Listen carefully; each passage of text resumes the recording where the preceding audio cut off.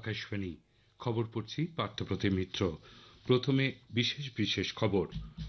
আফ্রিকি union দুর্যোগ মোকাবিলা পরিকাঠামো সম্মেলন 2025-এ যোগ দেওয়ায় প্রধানমন্ত্রী নরেন্দ্র মোদী সন্তোষ প্রকাশ করেছেন। প্রধানমন্ত্রী ফের বলেছেন, ভারতের ওপর আর কোনো হামলা হলে তার যোগ্য জবাব দেয়া হবে। কৃষকদের কল্যাণে তার সরকার প্রতিশ্রুতিবদ্ধ বলেও প্রধানমন্ত্রী জানিয়েছেন। যথাযথ ধর্মীয় মর্যাদায় আজ সারা দেশে ত্যাগের উৎসব ঈদ উল আজহা উদযাপিত হচ্ছে। তাইওয়ান ওপেন অ্যাথলেটিক্স মিটে ভারত আজ প্রথম দিনে 6টি সোনা পেয়েছে। আসছি বিস্তারিত খবরে।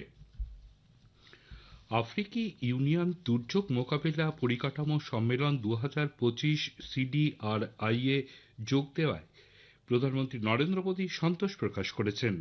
আজ এক আন্তর্জাতিক সম্মেলনে ভার্চুয়ালি যোগ দিয়ে ভিডিও বার্তায় বলেন, এ বিষয়ে নির্দিষ্ট কার্যকর কর্মসূচি এবং বিকাশিত দেশগুলির অর্থ যোগান সুনিশ্চিত করা প্রয়োজন।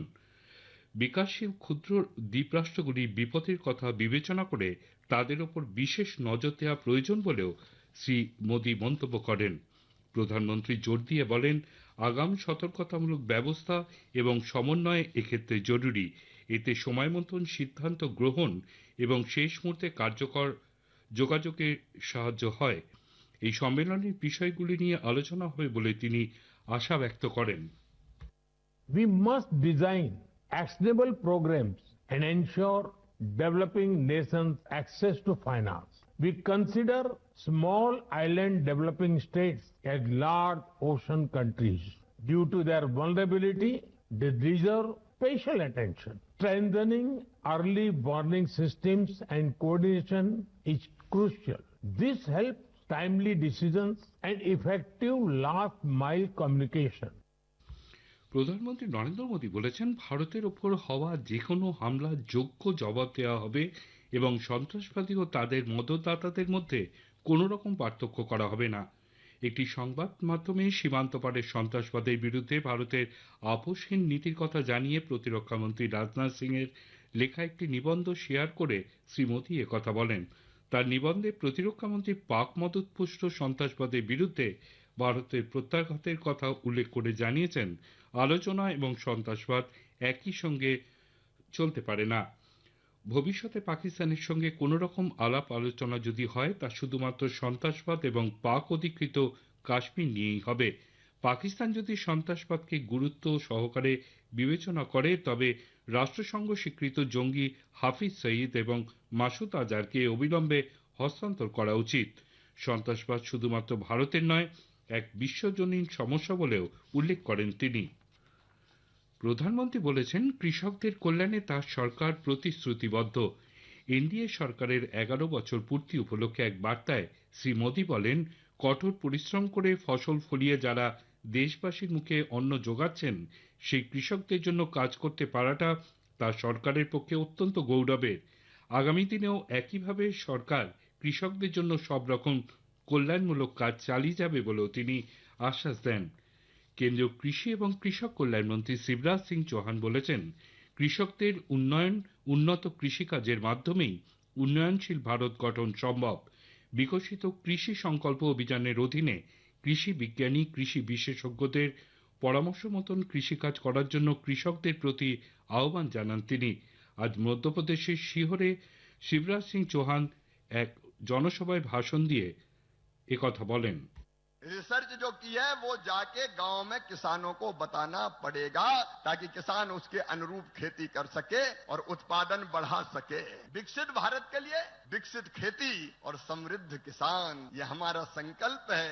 इसको वैज्ञानिकों के साथ कृषि विभाग भारत सरकार, कृषि विभाग मध्य प्रदेश सरकार, केबीके कृषि विज्ञान केंद्र मिलकर पूरा करेंगे, ताकि इसी साल खरीफ की फसल में उत्पादन हम बढ़ा सकें। ভারত সরকারের উন্নয়ন পরিকল্পনায় গত এক দশকে পরিবেশ রক্ষার প্রতি অটুট অঙ্গীকার প্রকাশ পেয়েছে। সেবা, সুশাসন ও গরিব কল্যাণ এর মূল মন্ত্রে পরিচালিত দেশ এখন উন্নয়নের সঙ্গে পরিবেশ সংরক্ষণের মিশেল ঘটিয়ে দৃষ্টান্ত স্থাপন করছে। নদী পুনরুজ্জীবন, বাস্তুতন্ত্র পুনর্গঠন এবং প্রকৃতি বান্ধব পরিকাঠামো নির্মাণে ভারতের অগ্রগতি আন্তর্জাতিক পরিসরেও স্বীকৃত। আমাদের প্রতিনিধি কাসফিন নাহারের একটি প্রতিবেদন। ভারত গঠনের এই যাত্রা এখন আর থামার নয়, এ গর্বের পথ যা পরিবেশ সুরক্ষায় ভারতের নেতৃত্বকে আরো মজবুত করে তুলছে। বাল্য বিবাহমুক্ত ভারত গঠনে সরকার প্রতিজ্ঞাবদ্ধ। এই নিয়ে স্পটলাইটে এবারের অনুষ্ঠান বাল্য বিবাহমুক্ত ভারত। এতে অংশ নিয়েছেন হাওড়া জেলার শিশু কল্যাণ সমিতি সিডব্লিউসি চেয়ারপারসন চন্দ্রিমা চক্রবর্তী, কথা বলেছেন কল্যাণ লাহা। অনুষ্ঠানটির দ্বিতীয় তথা শেষ পর্ব শোনা যাবে আগামীকাল রাত 8:30টায় সঞ্চয়িতা প্রচার তরঙ্গ এবং আকাশবাণী সংবাদ কলকাতার সোশ্যাল মিডিয়ায়। এই খবর শুনছেন আকাশবাণী থেকে। যথাযথ ধর্মীয় মর্যাদায় আজ সারা দেশের সঙ্গে এ রাজ্যেও ত্যাগের উৎসব ঈদ উল আজহা উদযাপিত হচ্ছে। সকাল থেকেই ইসলাম ধর্মাবলম্বীরা মসজিদ ও ঈদগাহ সহ বিভিন্ন স্থানে বিশেষ ঈদের নামাজে সামিল হন। তারপর ঈশ্বরের প্রতি আনুগত্যের নিদর্শন হিসেবে প্রিয় পোষ্যকে উৎসর্গ করার রেওয়াজ রয়েছে এই উৎসবে, যা বকরি ঈদ নামে পরিচিত।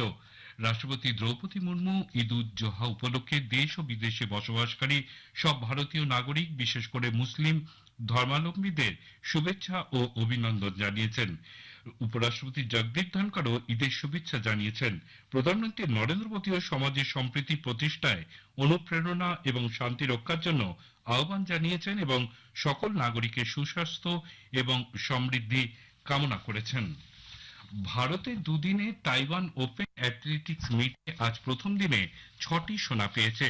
4x100 মিটার পুরুষদের রিলে রেসে ভারতীয় দল 38.75 সেকেন্ড সময় করে সোনা জিতেছেন। মহিলাদের 4x100 রিলে রেসে ভারতের প্রতিযোগীরা 44.07 সেকেন্ড সময় করে সোনা জিতেছে। 1500 মিটার রেসে ভারতের পূজা 4 মিনিট 11.63 সেকেন্ডে সময় করে সোনা জিতেছেন। পুরুষদের ট্রিপল জাম্পে ভারতের আব্দুল্লাহ আবু বাকার 16.21 মিটার দূরত্ব অতিক্রম করে সোনা পেয়েছেন। পুরুষদের 110 মিটার হার্ডলসে ভারতের তেজস শীর্ষে 13.52 সেকেন্ড সময় করে সোনা জিতেছেন। শেষ করার আগে খবরের বিশেষ অংশ আরেকবার।